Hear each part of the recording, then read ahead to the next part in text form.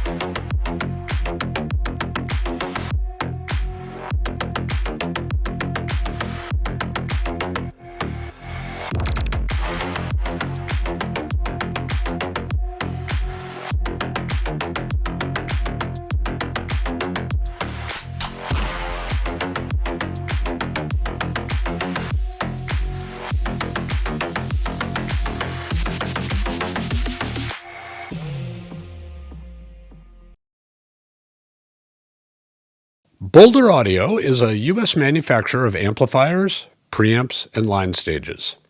They're located in Colorado, and they manufacture many of their parts in-house. The 1162 is a stereo power amplifier rated at 300 watts per channel continuous into 8 ohms and 900 watts per channel peak into 4 ohms. It's priced at $45,000. Weight is 135 pounds. There is a slightly lower power mono version available, as well as a half-power stereo version. Now, no one suggested using Class A circuitry because it was efficient. Class A designs are traditionally biased so that they run at less than 25% efficiency, which means that they can generate a lot of heat, and they do this all the time. But Boulder has implemented an ultra-high-speed bias adjustment system called smart current biasing in the 1162, so the effective efficiency isn't nearly as low as would be typical with a Class A design. Idle dissipation on the 1162 is 120 watts, which is much lower than normal,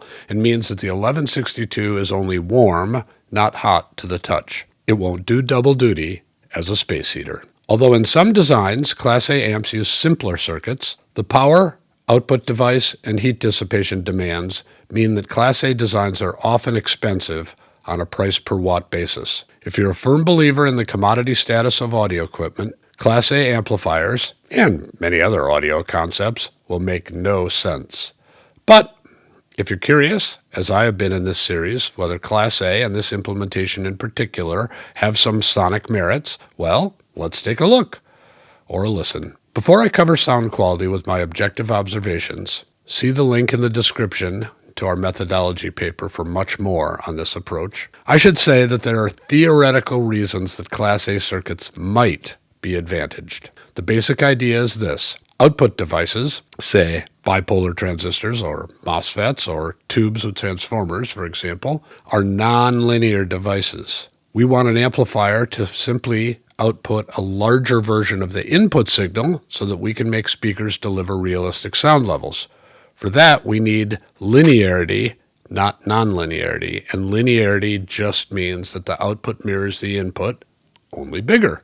But, as I said, with real amplification devices and circuits, linearity is not inherent. Class A circuits, whether single-ended, push-pull, sliding bias, or smart current, can have the desirable characteristic of amplifying signals while avoiding distortions endemic to the handoff of the signal required in Class A-B circuits between groups of transistors that enlarge the voltage and current regions where the amp works. Nothing is ever so simple in real engineering because there are many possible sources of distortion. But Class A designs do address a rather fundamental issue head-on. While it's extremely hard to reason from technical ideas to sound quality, you might want to know that Class A designs address some forms of amplifier distortion at the source. Okay, with that aside, let's talk about sound quality.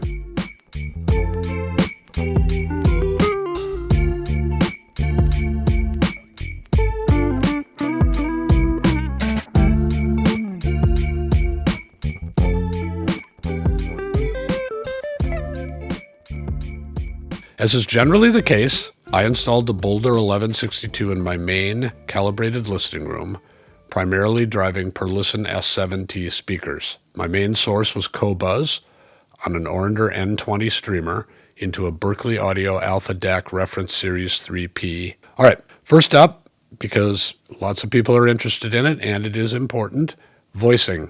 I start with voicing because, as I said, people are interested in it, and oddly enough, amplifiers differ in this quality. Some Class A amplifiers can present an almost mysterious combination of sonic detail and soft, naturalistic treble.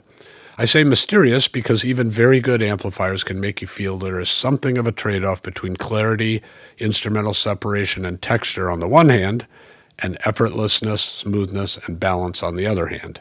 You begin to feel that you can't quite have both. I've said in the past that very good Class A amplifiers seem to walk a tightrope here better than many other design types. There can be, however, some sense that the tightrope walk ends up falling slightly on the dark side. Now, some Class A amps eventually convince you that the darkness is treble smoothness primarily from lower distortion. That is, you can have your cake and eat it too. The Boulder 1162 does this as well, but in a different package. The 1162 is, for example, slightly brighter than the excellent block monos that I recently reviewed. To say that another way, commonly discussed in Class A amp reviews, the 1162 generally doesn't sound dark. It sounds impressively open and clear, but in a different way, the same question arises. Is this clarity due to somewhat higher distortion, or is it due to purity and a resulting voice that is no voice? I eventually concluded that it was the latter with the Boulder 1162. I say this because the 1162 delivers so much sonic insight in the upper mid-range and treble regions, and it does this without a sense of stridency or edge. It doesn't blur the sound, it simply gives you detail without harshness on good recordings.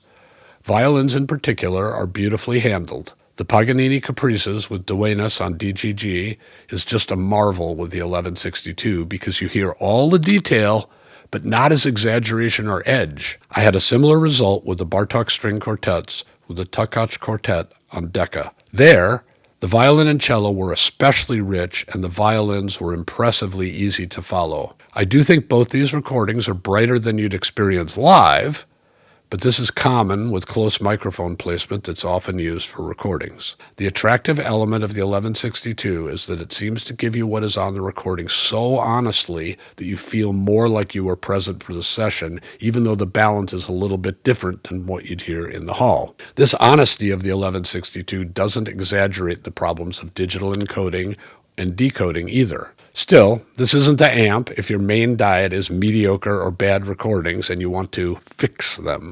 The 1162 certainly doesn't solve the problems of recording engineers using their tools to do unnatural acts of treble balance or compression or distortion overlay. You should hear this amp, however, if you have doubts about the drawbacks of throwing the signal under a proverbial blanket to address recording problems. It provides another approach that I think has real merit. I was, for example, quite taken by the new album Where To From by the Icelandic artist and composer Hildur Guðnadóttir, now a darling of the film industry. The textures and the dynamics of these pieces shine through on the 1162. And then I listened to Rosalia's Modomami, which is also impressively layered, and given the variety of instruments on display, this presentation is a real virtue. But this sort of cutting-edge electro-pop isn't produced to sound like a live performance, yet the 1162 delivers something impressive and exciting, which I have to imagine is what the artists and the producers were aiming for. It just isn't relaxed or smoothed over on the 1162. The other element of voicing with the 1162 is its bass reproduction. Bass here is an interesting mix of detail and warmth. That's to say that some detail-oriented amps appear to be a bit threadbare in the bass, but that isn't the case with the 1162. On Explosions in the Sky's American Primeval, the bass has the intended subterranean depth without getting turgid or bloated. It might be best to say that the 1162 has the so-called feeling of bass grip that is natural rather than an audiophile effect. At the same time, this isn't the amp to compensate for speaker or room problems. a difficult proposition in any event. All right, now let's talk about transparency. To help explain what you get with the 1162, it may help to say that it strikes me as a transparency and dynamics amplifier while retaining a sense of tonal naturalness that doesn't always go with those terms. On Anastasia's Tether, her voice has a "you are there" quality that is exceptional with the 1162. You get this effect when all the details are there and aren't blurred, but also when nothing is exaggerated with overshoot or ringing. Then if you listen to the acoustic guitar, the body colors shine through with a realistic warmth. I thought the block monos inverted this hierarchy, with tonal naturalness coming first, but with excellent transparency and at least equal macro dynamics. My point is that having your cake and eating it too doesn't mean that all cake is the same flavor. To further extend this thinking, I note that the big CH and Solution amps take transparency another step forward from both of these amps that I've been talking about. Of course, at a substantial price for the power levels we're talking about. And less expensive amps, for example the PS Audio BHK series, are clearly, if enjoyably, another rung lower in terms of transparency. Constellation's Revelation series is another interesting comparison, where I might say that transparency is slightly lower than with the Boulders, but tonal beauty might be your compensation with the right speakers. That last comment is a reminder that speaker matching for these various flavors will matter. And it will matter whether you're correcting a flaw you perceive or you're trying to maximize a direction you have consciously chosen. I was impressed that the 1162 would seem to play nicely with many speakers in this price category as diverse as the Magico S2 and S3, the Wilson Watt Puppy and Sasha, and the YG Vantage 3. I should also comment that all of these good amps and speakers make by far the most sense in a dedicated and treated listening room with a high-quality source. Our next topic is imaging. I find that amplifiers differ in terms of their imaging prowess. This makes some sense in that imaging requires the accurate preservation of phase information and sound space, and that's a function of low noise levels. As it happens, the 1162 does an excellent job with imaging. When the speakers in the room and the recording allow it, the images are floated beautifully in space and nicely detached from the speakers. Front-to-back layering of images with the Boulder is very well done, at times startlingly so, as with the Takach recording I previously mentioned. By comparison with some amps at significantly higher prices, I felt that the sound space and instrumental air of the 1162 was slightly diminished, but you would almost certainly need to do direct comparisons to notice this. Overall, spatial presentation is a strength of this amp. Now, I want to talk about another topic that's important with amplifiers, and that's that I have noted, and this isn't a secret, that recording quality and recording balance have changed over the years. Some people put this in decade-by-decade terms. An ideal system would work well on recordings from the 1950s through to, well, really, through to the future. This isn't to say that any system will make 1990s rock sound like 2025's superb neoclassical or jazz recordings. But ideally, systems would work well enough in all cases. With this in mind, I like to try recordings from many eras. The 1162 did surprisingly well at this test. I usually assume that transparency amplifiers, what I'm calling transparency amplifiers, will come up short here, but not so, and the 1162 helped me see why. And while you might, and I often do, disagree with production decisions, the low distortion of this amp simply lets you hear what's happening with lower than normal punishment. This approach can open up older music, which is often helpful. You can hear this wonderful music with less mud or sense of compression, a very big gain, I think. If you've followed my DAC reviews, I've talked about the ability of very good DACs to unpack complex and difficult treble passages. Unpack just means that instead of these difficult, often overbright passages devolving into a noise burst or hashy blob, you get a sense of the musical line that was being played. Switching from noise to music is a big thing, and even if the music is overbright, it's much more listenable. I heard this phenomenon clearly on albums as different as Mysterioso, a 1958 recording by Thelonious Monk, Electric Warrior, a 1971 recording by glam rock pioneers T-Rex, 1979's Breakfast in America from rock band Supertramp, and 2003's Elephant from the White Stripes. The common denominator was the sense of musical lines and dynamic headroom in big power passages. When the music ramps up, you don't cringe in anticipation of ugly distortion when the amp, in this case, seems unperturbed by everything you throw at it. Now, not every recording can be saved, as with Gala, the 1990 release by Lush. Shoegaze has a lo-fi sound that just can't be, or maybe shouldn't be, fixed. All right, let's summarize. The Boulder 1162 directly addresses the normal trade-off between detail and beauty.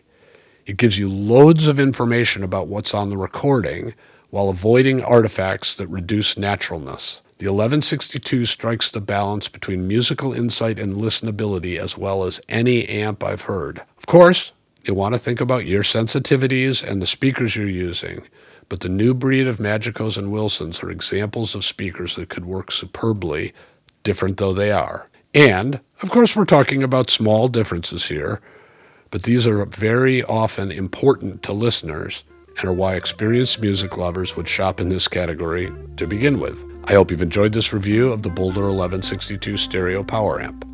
Thanks for watching, and we hope to see you again soon.